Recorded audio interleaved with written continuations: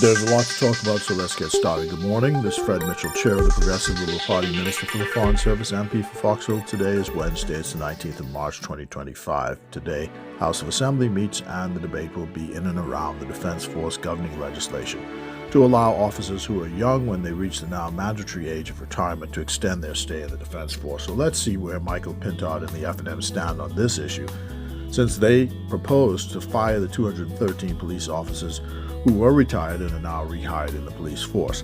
Some are suggesting that the hapless leader of the opposition is having buyer's remorse on that attack on retired police officers, so he's now jumped in with both feet in his phony interest in the police housing in Grand Bahama. The whole thing about housing in Grand Bahama is resolvable by any officer who is adversely affected by simply appealing for help, but instead of the leader of the opposition simply calling the minister and saying, hey, look man, someone needs some help, he's decided to make it political by grandstanding in Grand Bahama. Well, friends, he's in a situation where we can tell the leader of the opposition, two wrongs don't make it right. Speaking of wrongs, you remember Dr. Dwayne Sands, the chairman of the F&M, who was condemned by the courts for interfering in the Frank Smith case and fired as Minister of Health, and who generally leads the anti-Bahamian UBP faction of the F&M. Yes, that's the same one. Well, I was in such a state of shock the other day when he actually stood with the Bahamas government on its health policy insofar as hiring Cuban medical professionals is concerned.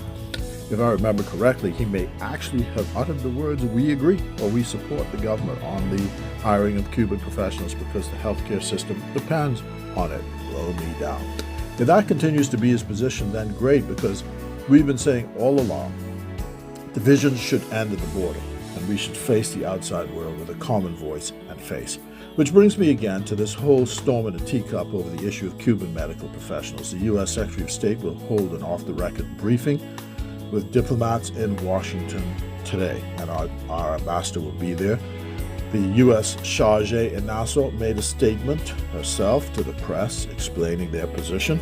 The Bahamas government has responded officially to the various assertions made by démarche by the U.S. We've responded formally and simply put the position that is our public position. The Bahamas does not violate any international labor hiring norms. That's it, folks, plain and simple. We remind Bahamians, PLPs, and people of goodwill, and all who will hear, that when words are spoken or released publicly, we can't second-guess the meaning and intent. There is a phrase in law school that they teach you very early in law school. Such and such a word, they say, is a plain and ordinary English word. It is not a term of art. And so, when you say something in diplomacy and you do it publicly, we take the meaning as plain and ordinary English words, and they mean exactly what they mean and intend. We assume in international relations that we are dealing with rational actors. Anyway, that's enough on that. God bless you. God bless the Commonwealth of the Bahamas across the country today as the House of Assembly meets at 10. Tune in.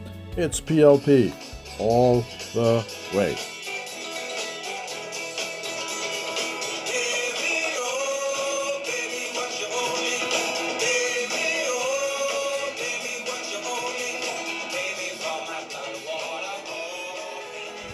Thank you for watching another episode of the Honorable Minister Fred Mitchell, Minute by Minute, coming to you every Mondays, Wednesdays, and Fridays. Do enjoy your day.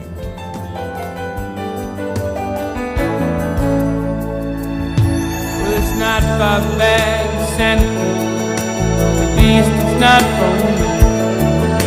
Wind is right, you can sail away and find serenity. Oh, the canvas can do